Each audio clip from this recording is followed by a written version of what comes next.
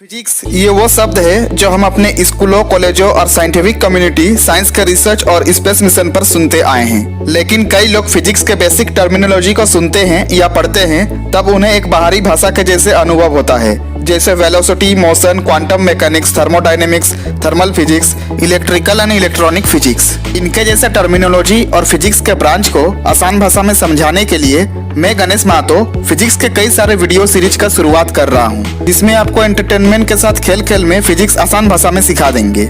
तो इसके लिए आप हमारे चैनल एटम क्लैरिटी को सब्सक्राइब कर दे ताकि हमारे न्यू रिलीज वीडियो का नोटिफिकेशन आप तक पहुंचता रहे। तो वीडियो के टॉपिक को स्टार्ट करते हुए आगे बढ़ते हैं, लेकिन आगे बढ़ने से पहले यदि आप आसान भाषा में ये जानना चाहते हैं कि फिजिक्स क्या है तो आप ऊपर आई बटन पर क्लिक करके देख सकते हैं, या फिर मैं उस वीडियो का लिंक डिस्क्रिप्शन या कमेंट बॉक्स पर पिन कर दूंगा।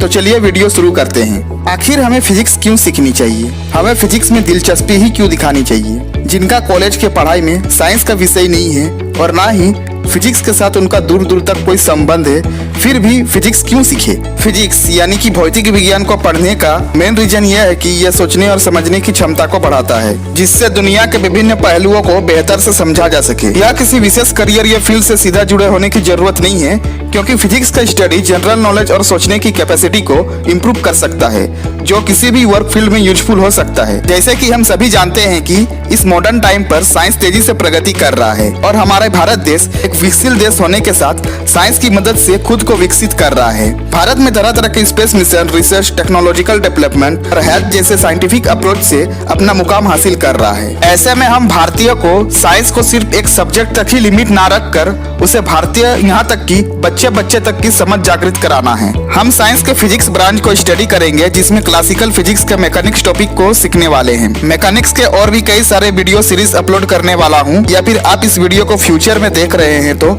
सारे वीडियो के प्लेलिस्ट का लिंक वीडियो के डिस्क्रिप्शन पर डाल दूंगा। मैकेनिक्स सब्जेक्ट के अंडर ऑब्जेक्ट की सिस्टमेटिक मोशन का स्टडी किया जाता है। इसी की एक ब्रांच फ्लूइड मैकेनिक्स है, जिसे बहाव जैसे लिक्विड पदार्थ का डायनेमिक बिहेवियर का स्टडी किया जाता है। इस टॉपिक में हम motion and rest, force, Newton law of motion, friction, circular motion, work energy and power, centre of mass, linear momentum collision, rotational mechanics, gravitational force, simple harmonic motion, fluid mechanics, mechanical properties of matter के बारे में पढ़ेंगे। सबसे पहले हम motion and rest topic को cover करेंगे। बाकी बचे जितने भी टॉपिक्स है वो सब हमारे आने वाले वीडियो सीरीज में मिल जाएंगे। जब कोई ऑब्जेक्ट टाइम के साथ अपने पोजीशन पर चेंज लाता है तो हम ये कहते हैं कि वो ऑब्जेक्ट मोशन में है, जैसे चलती हुई कार, दौड़ता हुआ बालक, उड़ती हुई चिड़िया इत्यादि, और भी ऐसे बहुत सारे एग्जाम्पल्स है। अब जानते हैं कि रेस्ट क्या होता है। जब कोई ऑब्जेक्ट टाइम के साथ अपने पोजीशन पर चेंज नहीं करता है, यानी वो स्थिर रहता है, तो हम ये कहते हैं कि वो ऑब्जेक्ट रेस्ट में है। जैसे पेड़, खड़ी हुई कार, बैठा हुआ बालक, आराम फरमाती चिड़िया, स्थिर रखी हुई टेबल इत्यादि।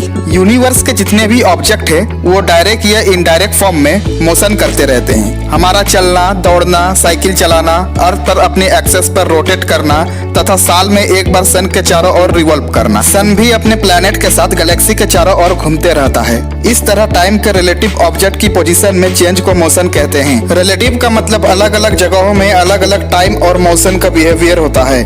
जैसे कि मेरा एक दोस्त जो मेरे घर से 100 किलोमीटर की दूरी पर है और मैं उसे फोन कॉल करके ये पूछता हूँ कि भाई तुम्हारे यहाँ कितना टाइम हो रहा है, तो वो वही टाइम बोलेगा जो उसके और मेरे यहाँ प्रेजेंट टाइम में चल रहा है, यानी कि हमारे लिए टाइम एब्सोल्यूट है। लेकिन यदि मैं इंडिया से अमेरिका, कनाडा या अफ्रीका के किसी देश में फोन कॉल करके पूछूं तो उनके तरफ से अलग अलग जवाब मिलेगा, वो भी 2, 4 या 7, 8 घंटों का फर्क होगा। यानी इन लोगों का टाइम और मेरा टाइम सेम नहीं होकर अलग अलग होगा, यानी कि टाइम रिलेटिव होता है। इसका कारण यह है कि हमारे अर्थ का कर्व होना, जिसमें सन, मून और स्टार कॉन्स्टिलेशन के अलग अलग पोजीशन का होना। टाइम के रिलेटिव में मोशन का कुछ इस तरह का रिलेशन है, यदि एक ऑब्जेक्ट किसी ऑब्जर्वर के लिए रेस्ट में है तब वही ऑब्जेक्ट किसी दूसरे ऑब्जर्वर के लिए मोशन में हो सकता है। जैसे कि किसी ट्रेन के अंदर बैठा हुआ एक पैसेंजर अपने लिए रेस्ट में है, लेकिन उसी ट्रेन से बाहर कोई ऑब्जर्वर के लिए उस ट्रेन में बैठा पैसेंजर मोशन में है। अगर इसी तरह एब्सोल्यूट और रिलेटिव को रेस्ट में ऑब्जर्व किया जाए तो रेस्ट का कॉन्सेप्ट ये होगा कि अगर कोई ऑब्जेक्ट टाइम के साथ अपने पोजीशन में चेंज नहीं कर रही है तो वो ऑब्जेक्ट रेस्ट में है। और वही अगर उस ऑब्जेक्ट को दूर से ऑब्जर्व किया जाए तो जैसे कि वो ऑब्जेक्ट एक टेबल या अर्थ के सरफेस पे ही रखा हुआ है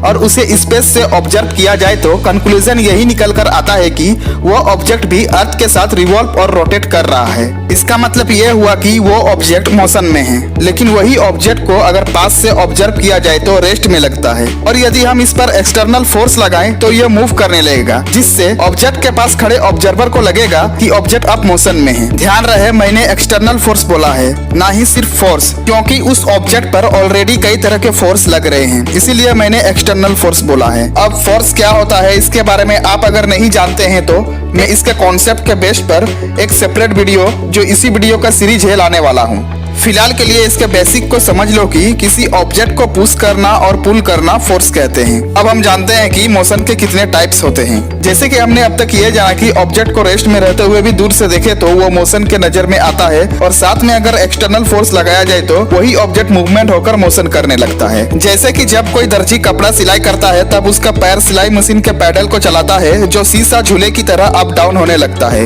उसका व्हील राउंड घूमने लगता है, उसकी सिलाई करने वाली सुई अप डाउन चलती है और कपड़ा आगे की ओर चलता है।